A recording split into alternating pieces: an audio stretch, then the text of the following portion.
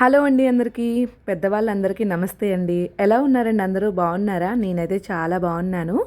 మీరు కూడా బాగుండాలని మనస్ఫూర్తిగా కోరుకుంటున్నానండి. ఈరోజు అయితే ఫ్రైడే అనమాట. ఫ్రైడే మార్నింగ్ నుంచి నేను పూజ ఎలా చేసుకుంటాను, ఈ పద్ధతులు ఎలా పాటిస్తాను, ఏంటి అసలు దీనివల్ల సంసారాలు ఎందుకు నాశనం అవుతున్నాయి, పూజలు చేయటం వల్ల సంసారాలు ఎందుకు నాశనం అయిపోతున్నాయి. టైటిల్ చూసారు కదండి, దాన్ని చూసి ఎవరు భయపడకండి.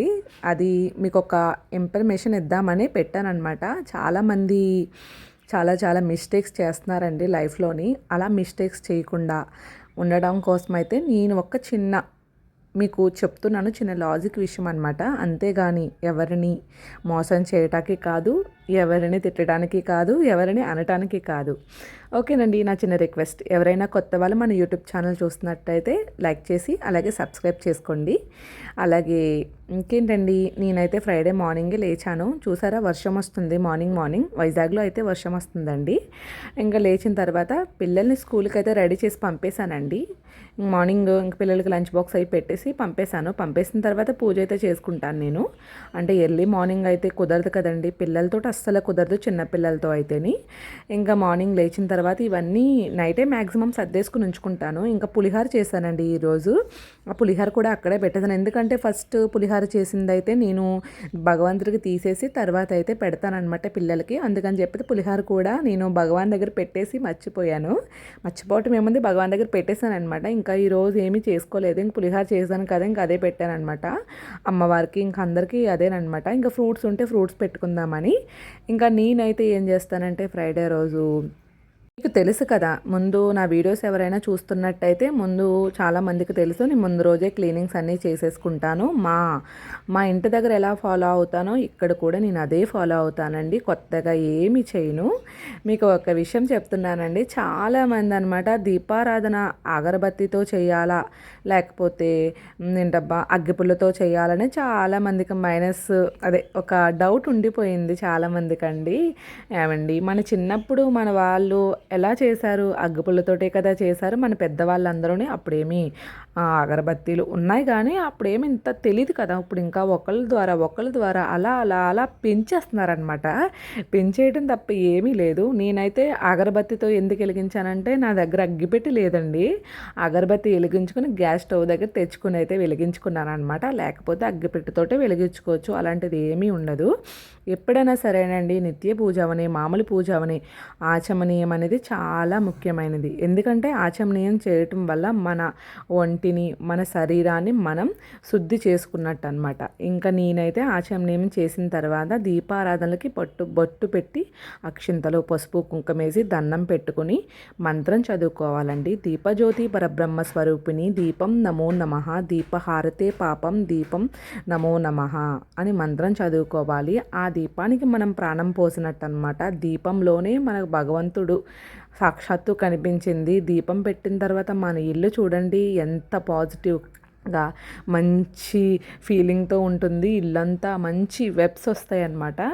ఇంకా నేనైతే వినాయకుని చేసుకున్నానండి. చాలా డౌట్స్ అనమాట. చాలామందికి ఫ్రైడే రోజు నాడు వినాయకుని చేసుకోకుండా పశువు వినాయకుని పూజ చేసుకుంటారు. ఎవరిష్టం వాళ్ళదండి. నేనైతే కన్ఫామ్గా పశువు వినాయకుని చేసుకునే పూజ అయితే చేసుకుంటాను. ఫస్ట్ వినాయకుడికి పూజ చేసేసుకుని తర్వాత అయితే అమ్మవారికి అయ్యవారికి అందరికీ అయితే పూజ అయితే చేసుకుంటానండి. నాకు ఏ పూజలోనన్నా సాటర్డే కానీ ఫ్రైడే కానీ కన్ఫామ్గా పశువు వినాయకుని పెట్టుకుంటాను. అది నాకు అలవాటు అనమాట. మిమ్మల్ని పెట్టుకోమని నేను చెప్పట్లేదు, నేను చేసుకునే విధానం ఒక్కటే మీకు చెప్తున్నాను. ఇంకా ఒక్క విషయం అయితే చెప్తానని చెప్పాను కదండి, ఆ విషయం చెప్పకుండా ఈ సొల్లంతా ఎందుకండి మాకు అంటారేమో. అయ్యో, అలా ఏం లేదండి. మీకు చెప్పేది ఏదైనా నేను చిన్నదాన్ని అవ్వచ్చు, మీకన్నా పెద్దదాన్ని అవ్వచ్చు. పెద్దవాళ్ళు చూస్తే నేను చిన్నదాన్ని, చిన్నవాళ్ళు చూస్తే నేను పెద్దదాన్ని అనమాట. ఏం లేదండి, నేను ఒకళ్ళ వీడియో చూశాను. అంటే నేను చూసేదే సంతోషి గారి వీడియోస్ అనమాట. ఆవిడ వీడియోలో అయితే చాలామంది కామెంట్స్ అనమాట, ఇలా అండి నేను పూజ చేసుకుంటుంటే మా హస్బెండ్కి నాకు ఇలా గొడవలు అవుతున్నాయి, నేను పూజ చేసుకుంటే మా హస్బెండ్కి నచ్చట్లేదు, నేను పూజ చేసుకుంటే మా హస్బెండ్ ఇలా అంటున్నారు. నిజంగా ఉండానండి, ఆ కామెంట్స్ ఇస్తే చాలా బాధేసింది. నిజంగా నా సంసారంలో ఇలా ఉందండి అలా ఉందండి అని చెప్పేసి చాలామంది అనమాట చాలా కామెంట్స్ చేశారు. ఆవిడ కూడా ఆ కామెంట్ ద్వారా అయితే ఒక వీడియో చేశారండి. చాలా బాగా అనిపించింది అనిపించింది. నాకు కూడా చాలా మంచిగా అనిపించింది అనమాట. ఇంకా నా సబ్స్క్రైబర్స్ కూడా నేను చెప్దాము, ఇంకా తెలియని వాళ్ళు చాలామంది ఉంటారు కదా, వాళ్ళకు కూడా చెప్దాము అనుకుంటున్నాను. పూజ వల్ల చాలామంది హస్బెండ్స్కి డిస్టర్బెన్స్గా ఉండొచ్చు, కొంతమందికి నచ్చవచ్చు, కొంతమందికి నచ్చకపోవచ్చు. ఎందుకంటే వాళ్ళు మార్నింగే మనం లేచిపోయి పూజ చేసేసుకుంటే ఓకే, కానీ వాళ్ళని పట్టించుకోకుండా మనం పూజ చేసుకుంటే మాత్రం వాళ్ళు ఒప్పుకోరు. అలాంటి సిచ్యువేషన్స్ నేను కూడా ఫేస్ చేశాను కాబట్టి చెప్తున్నాను. ఫస్ట్ మనం ఇంపార్టెన్స్ మన హస్బెండ్కి ఇవ్వాలండి, దేవుడికి ఇవ్వాలి ఇంపార్టెన్స్. కాకపోతే మనం ఆ టెన్షన్స్లోని అలాంటి రిస్కుల్లో మనం పూజ చేసుకోవడం అంత కరెక్ట్ కాదు. ఎందుకంటే ఫస్ట్ ఇంపార్టెన్స్ మన హస్బెండ్కి ఇవ్వాలి కాబట్టి మనం ఏం చేయాలంటే ఎర్లీ మార్నింగ్ 5కి లేచిపోయి పూజ చేసేసుకుంటే ఓకే. కాకపోతే వాళ్ళు వెళ్ళిన తర్వాత పూజ చేసుకోవడం మంచిది. లేకపోతే పూజ అవ్వకపోతే కనుక వాళ్ళు వెళ్ళిన తర్వాత పూజ చేసుకోవడం మంచిదండి. ఎందుకంటే కొంతమందికి అది నచ్చదు. ఎందుకంటే నన్ను పట్టించుకోకుండా దేవుణ్ణే పట్టించుకుంటుంది, దేవుణ్ణే చూస్తుంది అంటారు. మళ్ళీనేమో చాలామంది బ్రహ్మచర్యం ఫ్రైడే రోజు కూడా బ్రహ్మచర్యం పాటిస్తూ ఉంటారండి. మీరు పాటించవచ్చు, తప్పు లేదు. కాకపోతే హస్బెండ్ ఇష్టం లేకుండా మనం అది చెయ్యకూడదండి. ఎందుకంటే మనకి భగవంతుడు చాలా మట్టికి భార్యాభర్తల బంధం అనేది చాలా పవిత్రమైనది. భగవంతుడు భర్తని బాధ పెట్టమని ఎక్కడా చెప్పలేదు. మన భక్త తర్వాతే భగవంతుడు. నేను చెప్పేది ఏంటంటే భగవంతుడు మన భర్త తర్వాతే. ఎందుకంటే వాళ్ళు హ్యాపీగా లేకపోతే మనల్ని హ్యాపీగా ఉంచరు, మనం హ్యాపీగా ఉండము, మనం పూజ చేసుకున్న హ్యాపీగా ఉండలేము, దేవుణ్ణి కూడా మనస్ఫూర్తిగా దండం కూడా పెట్టుకోలేము. చాలామంది అనమాట ఇలా దూరం పెడుతున్నారంట. అలా అయితే పెట్టకూడదండి. పర్లేదు, భార్యాభర్తల బంధం అనేది పవిత్రమైనది కాబట్టి ఆ విషయంలో మీరు ఏ తప్పు చేసినట్టు కాదు. వ్రతాలు చేసినప్పుడు కానీ, ఏదైనా హోమాలు చేసినప్పుడు కానీ భార్యాభర్తలు కలుసుకోకూడదు. కానీ మామూలు పూజల్లో అయితే భార్యాభర్తల మధ్యన అలాంటిది ఏమి ఉండదు. అది పవిత్రమైన బంధం కాబట్టి దానికి ఎలాంటి దోషాలు ఏమీ ఉండవు. దానివల్ల కూడా చాలామంది డిస్టర్బ్ అవుతున్నారు. మీరు ఎర్లీ మార్నింగ్ లేచి చేసేసుకోండి. లేకపోతే వాళ్ళ ఆఫీస్కి వెళ్ళిన తర్వాత, వాళ్ళ పనులకి వెళ్ళిన తర్వాత చేసుకున్నారంటే ఎలాంటి ప్రాబ్లమ్స్ ఉండవు. నేను కూడా ఆ ప్రాబ్లమ్స్ ఫేస్ చేశాను కాబట్టి నేను మా హస్బెండ్ ఉండగా అయితే పూజ అయితే చేసుకొని ఆయన వెళ్ళిపోయిన తర్వాత, లేకపోతే ఆయన లేకుండా అలా పూజ అయితే చేసేసుకుంటాను. వాళ్ళు లేచేటప్పటికి మన పూజ అయిపోయింది అనుకో, వాళ్ళ కళ్ళెదురు కూడా మనకు కనిపించాలన్నమాట. కనిపించాలి. మనం తిరుగుతూ ఉంటే వాళ్ళకి హ్యాపీ. పూజలో ఉన్నామనుకో, లేచాను, నన్ను పట్టించుకోలేదు, నన్ను చూసుకోకుండా పూజ చేసుకుంటుంది, ఫస్ట్ నన్ను పట్టించుకోవాలి కదా, నేను ఇంపార్టెంటా దేవుడు ఇంపార్టెంటా అన్న సిచ్యువేషన్స్ కూడా నా లైఫ్లో జరిగినాయి అనమాట. దానికోసం అయితే మీ అందరికీ నేను చెప్తుంది ఏంటంటే మనం ఫస్ట్ హస్బెండ్ని పట్టించుకోవాలి. ఇంకా ఇంకా అనమాట అండి. ఇంకా ఒక విషయం ఏంటంటే, మేము చాలా పూజలు చేస్తున్నాము, ఏంటి మాకు ఎలాంటి హ్యాపీనెస్ లేదు, మేము ఎందుకు ఇలా ఉంటున్నాము, మాకు ఎందుకు ఈ కష్టాలు అనుకుంటారండి. ఒక విషయం చెప్తున్నానండి, మనం ఎన్ని పూజలు చేసినా ఎన్ని చేసినా మన తలరాతను తప్పించలేరండి, భగవంతుడి తప్పించలేరండి. మన కర్మ సిద్ధాంతం ఎక్కడ వరకు ఉంటే అక్కడ వరకు భగవంతుడు తీసుకువెళ్తాడు. ఇప్పుడు చేసిందంతా మన పూజా ఫలమంతా నెక్స్ట్ జన్మకు అనమాట. ఇదంతానే ప్రజెంట్ ఇప్పుడు కూడా మనం పూజ చేసిన దానికి మనకి పెద్దది ఏదైనా కష్టం వస్తే దాన్ని చిన్నది చేసేదే భగవంతుడండి. ఇంకా నీకు పెద్దది రాకుండా చిన్నదాంతో స్టాప్ చేసేస్తాడనమాట. చాలామంది అనుకుంటారు ఇన్ని పూజలు చేస్తారు వీళ్ళకి ఏంటి అనుకుంటారు.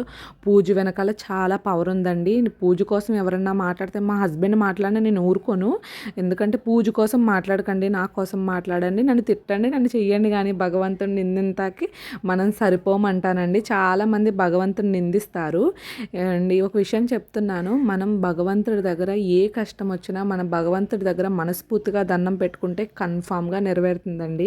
అది సాక్షాత్తు నేను అనుభవించాను అనమాట భగవంతుడి దగ్గర. నాకు ఈ హిందూ ధర్మం ప్రకారం నేను ఇవన్నీ పాటిస్తూ ఉంటాను కదండి, నాకు చాలా పాజిటివ్గా మంచిగా అనిపిస్తూ ఉంటుంది. ప్రతిరోజు హ్యాపీగానే స్టార్ట్ అవుతుంది నా లైఫ్. మా హస్బెండ్ కానీ పిల్లలు కానీ మంచిగా స్టార్ట్ అవుతుంది. వాళ్ళని చక్క పెట్టుకుని అవన్నీ చేసుకుని పూజలు చేసుకుని ఇలా ఎంత హ్యాపీగా ఉంటుందంటే చాలా హ్యాపీగా అనమాట. అందుకే చెప్తున్నాను, ప్రతిరోజు మీరు నిత్య దీపం పెట్టుకోండి.